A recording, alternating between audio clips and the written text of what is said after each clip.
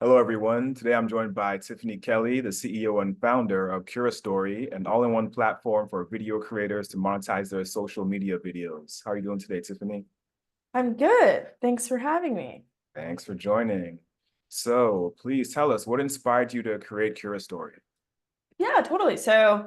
I actually got my start at ESPN. I was a data scientist there. And so all of the numbers that you saw throughout programming and Sports Center, and all of the shows actually came from our team. So projecting who would win an NBA game, like college football game, that was fully our team, which was really cool. Just me and seven other guys. I It was my first job out of college. And I think working for a media company and a media conglomerate as creator economy was starting to grow was really fascinating. My first day was probably the day or a couple days before all of the massive layoffs that kind of hit our celebrities and talent, that were reported publicly, which was pretty crazy. I mean, like Rosillo and Cannell, that famous show, Mike and Mike, that famous show, The Six with Jamel Hill and Michael Smith, like all of these shows and some shows that I've grown up with, just listening to my dad in the car, were just cut and axed in that 2-year period that I was there. And kind of watching that happening and coming into, I guess, just like corporate chaos at a media company right out of college. And then also just like talking with what we would call lifers at ESPN that have been there for like 20 plus years, um, that were there at booming times when ESPN just held the market share for sports coverage, like fully, and cable and all of that. So hearing their perspective and kind of seeing them go through what was happening, because for the first time in history, this company that had held the market for 20 plus years was crumbling and competing with YouTubers for the first time and like not really knowing how to respond. And was kind of also dealing with cable cutting and cord cutting and kind of streaming platforms. And so I will say it was just interesting chaos, as a 21-year-old to come into. And but I learned a lot. And I think having a background in media and just noticing these trends, just kind of saving it in the back of my mind. And I realized just being there after 2 years that, I don't know, maybe picking up on the trend or feeling like I didn't have a future there. And I did the crazy, risky thing. So while I was kind of growing my career at ESPN, I built a lot of metrics that are kind of still famous to this day that ESPN still uses. Um, I was speaking at Facebook and kind of all of these different really awesome conferences as a data scientist. And I was kind of approached by a former colleague to actually work on a startup, kind of build some of the tech for that startup and data science algorithms that would actually power the app. And I thought that was pretty cool, pretty interesting. Call it my entrepreneur brain just starting to awaken and having interest in that. And so before I actually quit ESPN though, and did the risky, crazy thing, actually had a conversation with the head of data science at Instagram, who told me, it's just like, hey, like if you actually really want to kind of spread your wings here and quit this kind of happy, comfortable corporate job to go build this startup that may or may not work out, like you always have a job here. Just kind of what we've seen you do throughout your data science career. And um, Mark Zuckerberg is always hiring failed founders and entrepreneurs because just we just think differently, and that's what he likes at Facebook. And so So just having that conversation uh with the head of data science at Instagram, is actually one of our advisors now. It kind of just made me think a little bit differently. Like, I'm gonna be fine no matter what. And so literally, I think the next week I quit ESPN. I started working on this other startup. We raised about $250,000, but that didn't end up working, kind of left that. And then I was in New York full time, like consulting data science side projects, and the first press story broke that student athletes would be able to monetize. And I knew immediately, like, if a federal law of 140 years is changing because of the creator economy, and because every single person can be a media company now and monetize their own kind of content, etc., and exactly what I was seeing at ESPN, I was just like, something needs to be built for this. Um, and that was, I think, around the springtime of 2019. So yeah, I incorporated Curastory in August 2019. For 6 months, I did user interviews, and I really learned that kind of an all-in-one enablement solution, and a platform that enabled a kind of individual or a small media company of 2 to 3 people. They needed enablement to be able to kind of create content like a media company like ABC or ESPN does. Because when you really kind of look beyond the layers, it's audiences aren't consuming TV as much anymore, and they're consuming creators on YouTube and individual content creators and small media companies way more now than a media mega corporation. And when you start to look at that trend, they still expect the content frequency like a mega corporation from a small media company or an individual person. And that's actually just humanly impossible, because when you look at it, ESPN was a 8,000 person company. It still might be 5,000 people today. And getting content from ideation um, to programming, like launch, there are thousands of people in every single part of that process. And so it was really this understanding of just like, wow, okay, media is going to look a lot different in the future, but how do we enable like individual humans and small media companies um to build media empires just like a mega corporation. So that was the idea. That is still the idea. We are still doing that, and it's been a very exciting journey. And I think we're not even at the tip. Like, we're not even at the tip of the iceberg. Like, we're just starting to see just dollars from TV flow out of TV and into creators at just insane amounts. So we're still like in infancy stage of the creator economy. And yeah, I'm just really excited for kind of just what's to come. Interesting. Now, speaking of dollars flowing, in 2021, you raised $2 million in a seed round. What was that process of getting, that capital like? Yeah, it was a crazy one. So I want to take a step back, that I actually quit ESPN with no savings. I didn't bootstrap. Like, it was really, really risky. And I think there's two camps, right? You can either bootstrap and keep a full-time job and kind of set those timelines for yourself, or you can like raise VC capital, raise whatever capital, quit your day job, and that becomes your full-time thing. And so um I was in the second camp, and also that is the glorified, right? And like VC in Silicon Valley, like quit your day job. You need to be focused on this full time. So I did that, super crazy, super risky. Was consulting on the side. We actually, and kind of, yeah, consulting on the side, and kind of had that income coming in. just to pay the bills. And we raised about $250,000 as our pre-seed.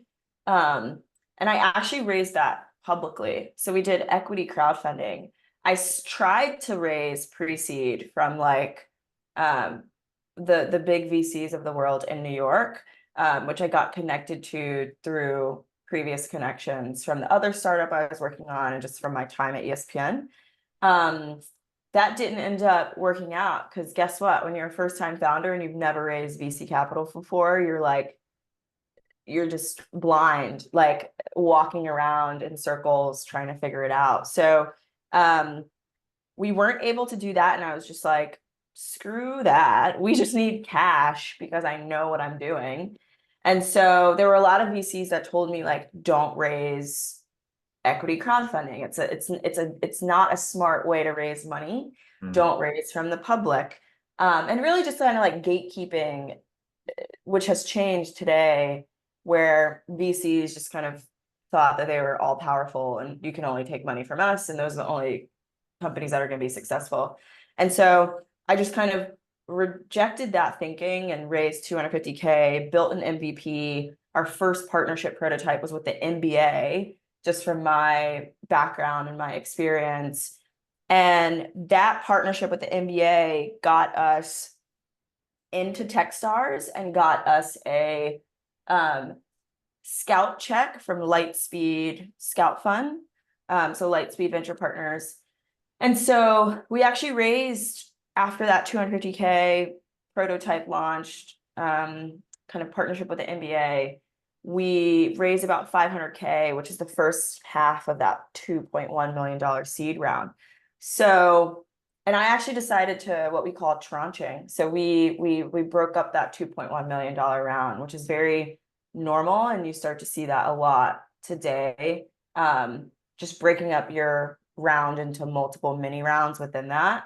And I didn't want to raise during the Techstars Accelerator program just because it's really intense with like programming and meeting mentors and things like that. And it's a really pressurized environment for 10 weeks, or no, not even 10 weeks, for 2.5 months. And so I decided to wait. And also when you anchor your raise around a timeline and kind of like a deadline, it really does kind of put pressure on the round. So we actually raised the rest, 1.6 million, probably a few weeks, a month after demo day for Techstars. So, I mean, it was a interesting process. I think I was dealing in the beginning with when raising the 2.1 million, some like side eye, like, why did you raise from the public? Like, is this actually a good business? We don't really understand equity public crowdfunding. We don't know why you did that. So we might be a little skittish in like giving you a check.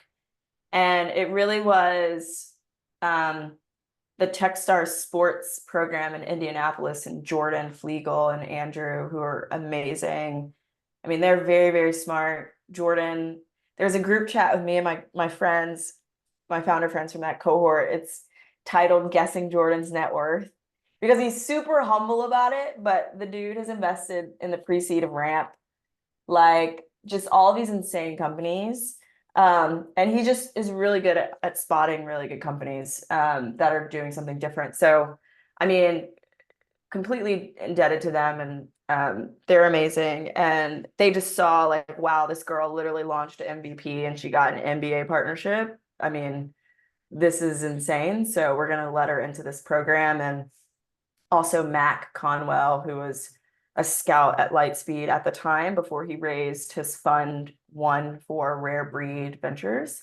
And he's amazing, has been on the Hill to just kind of change the legislation around kind of VC and LPs within funds. But he also believed in what we were doing. Like, he totally understood just where media was going. So just them kind of placing faith in me and being able to raise that capital and using the Lightspeed name and things like that.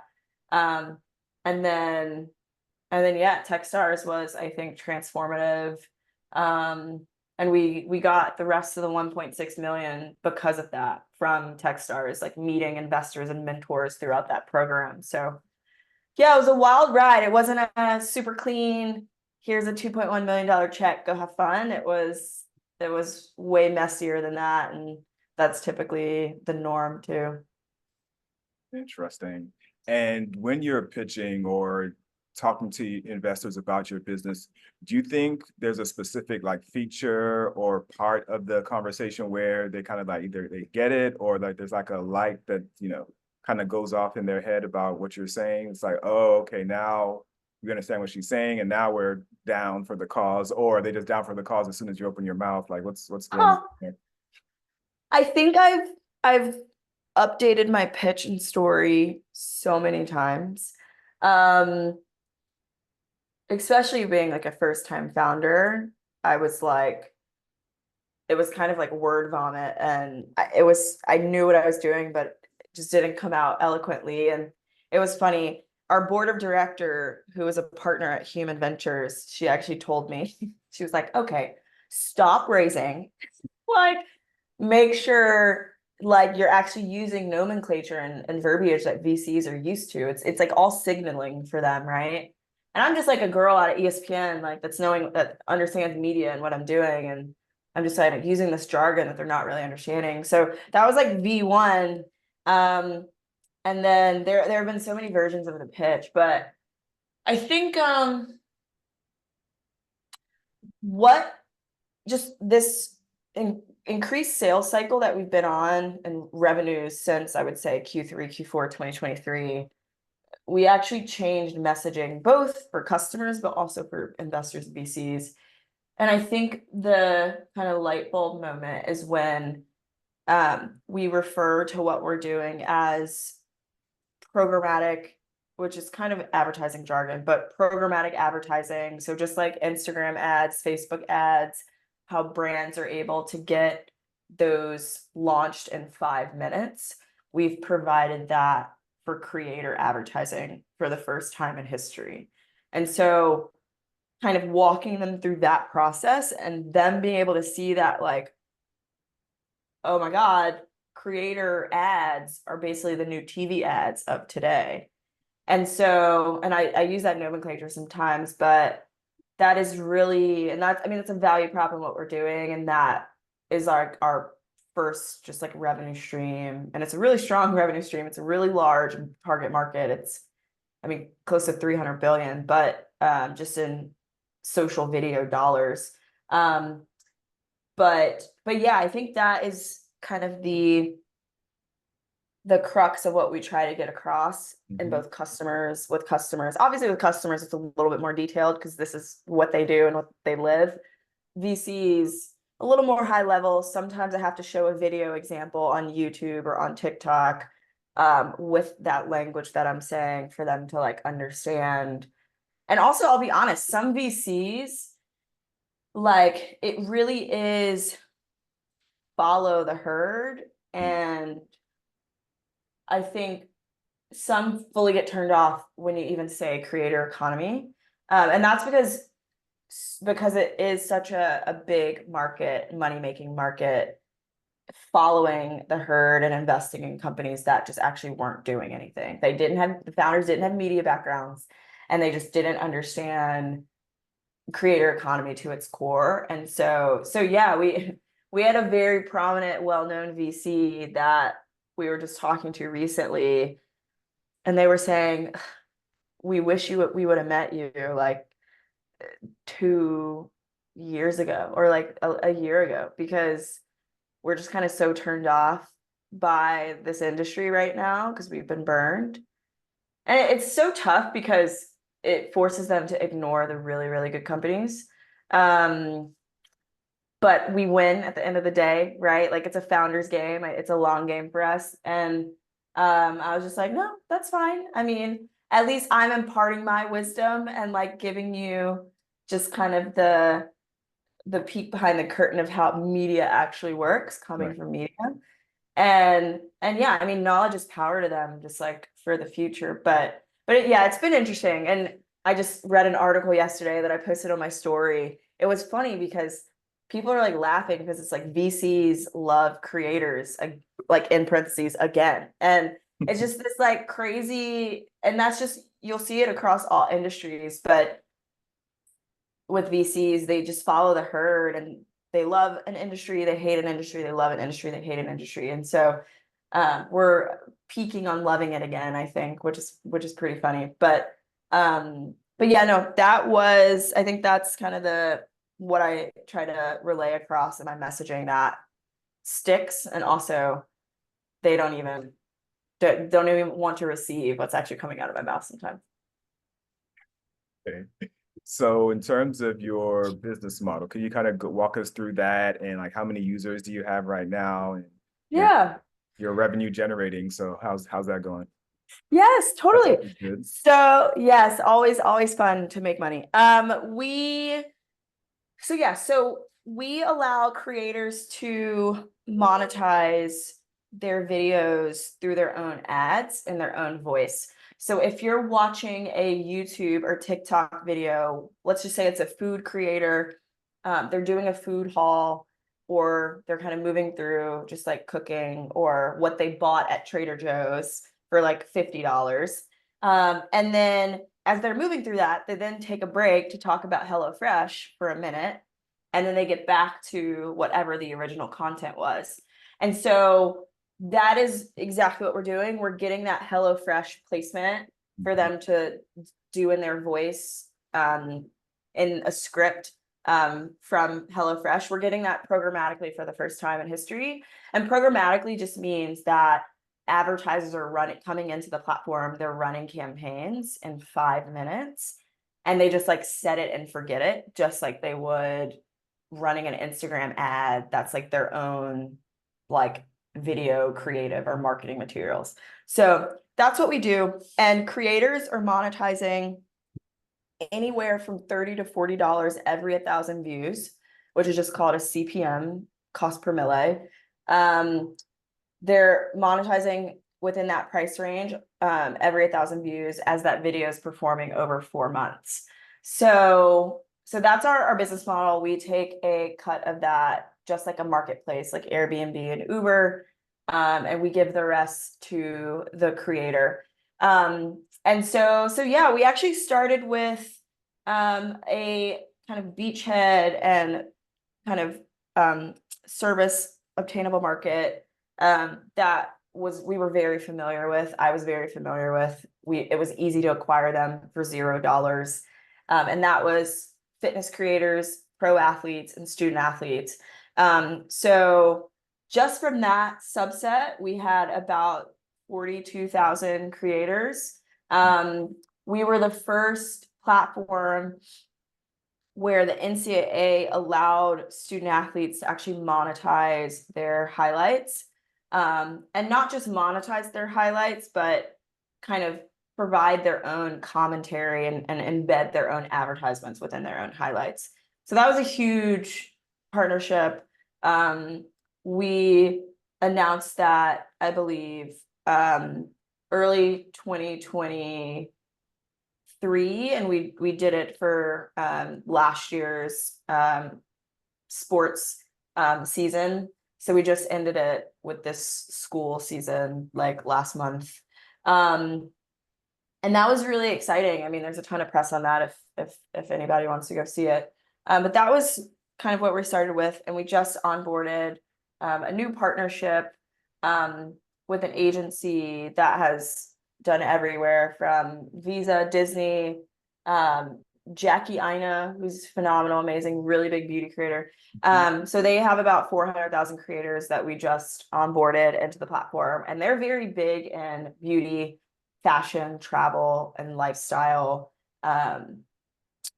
creators.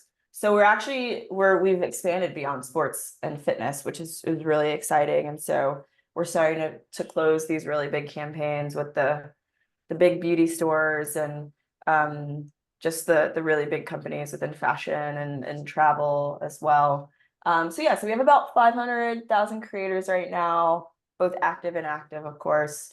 And yeah, we have a few hundred advertisers, but I mean, one Fortune 100 is doing anywhere from like 5 to 10 million a year, like probably minimum just in ad spend. So um, we can get away with just having a few customers on that side. But yeah, no, so that is our customer base business model. And yeah, no, it's been really exciting. We recorded our first revenues, I would say around 2022, and we've just been and obviously like when you start a marketplace, it's a little spiky in the beginning, but we started to getting to consistent, like that slow exponential curve around Q3, Q4 2023, and we've been on it since. Awesome. Congratulations on that. Yeah, thank you. So, in wrapping up, could you give your best three pieces of advice for founders? And I'll leave it general, so you can say it could be about raising, it could be about mental health, it could be about, operations, whatever you want it to be about. Your top three that either you'd wish you'd known or you just feel the people should know. Yeah, oh man, so many thoughts. I would say the first one I always give is give yourself maybe 2 to 3 years, give or take, of like financial runway to before like your business before your business can become kind of like the main income for yourself.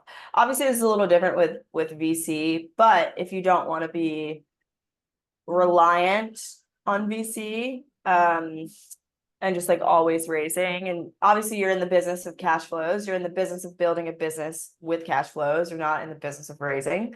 So I think really forcing founders to like understand that and make that switch. And with the economic market and downturn and the VC change, that's actually starting to happen a little bit more. We're starting to see VCs are actually freaking out because founders are starting to opt for only raising maybe 2 to 3 rounds. So pre-seed, seed, series A, like we don't really want to do series Bs anymore, and just like becoming profitable within seed, series A. And so that has been fascinating to watch. And I think we're kind of getting back pre-VC, right? It's like, what did we do before VC? I mean, like our parents and generations before us, like they literally raised debt or like they crowdsource in their community to like build a business, which is like normal. So having someone just give you $20 million, like go have fun, has, I think, been really, really tough. So I think, yeah, just with founders, whether you bootstrap or you do take the full-time leap, just make sure, I think, you give yourself at least 3 years to just like $0 from your business or like barely anything that won't be able to sustain like your bills. So, and that might just be me as a first-time founder, but that is just kind of what and also building a marketplace. Marketplaces are notoriously difficult, but it's high risk, high reward. But that's kind of the first thing I would say. Oh man, the second thing I would say, definitely with like mental health, and I mean you need the support, like wherever it's coming from. A part of our 2.1, we actually raised from Google for startups, and they provide free therapy for their founders. And of course, I have utilized that because I was a big proponent of therapy when I was at ESPN. And I think having to not be able to do therapy for, I don't know, like 3-4 years has been really, really difficult. And so starting it again has kind of been a godsend. And whatever you can do, just I think find ways to really support yourself, because this is probably the hardest. It's the hardest journey. And whether that's from a like parents, a partner, a spouse, friends, siblings, like, or if it's just you, I mean, finding therapists or just somebody, I think, to be there to support you in some way, I think is really important, because no one on the planet has ever done anything alone. It is a myth. Do not do not lean into it.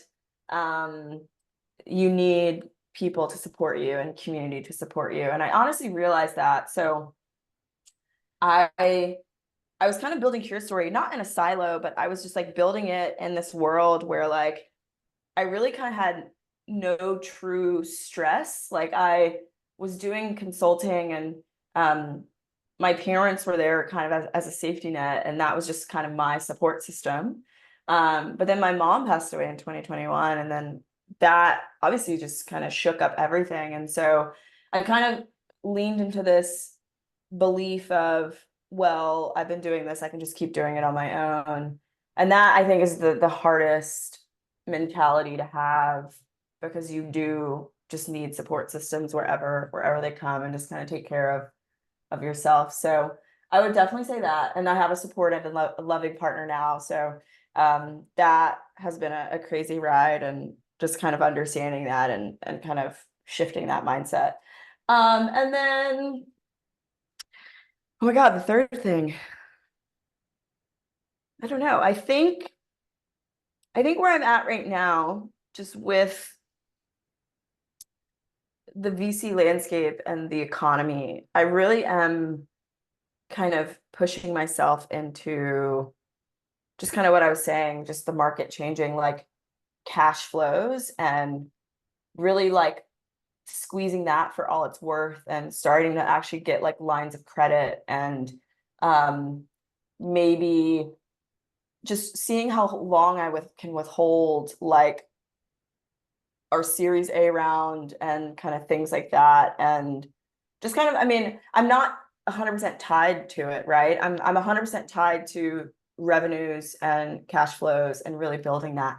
And that really was a mindset shift. I mean, I will be honest, like from 2019 to 2023, like I've always had cash from VCs. Like I'm just being honest. And um even though it wasn't a crazy amount, like we've had 3 million over 5 years, but that might be crazy to some people, and it might be small to others, depending on how much you've raised in VC or haven't.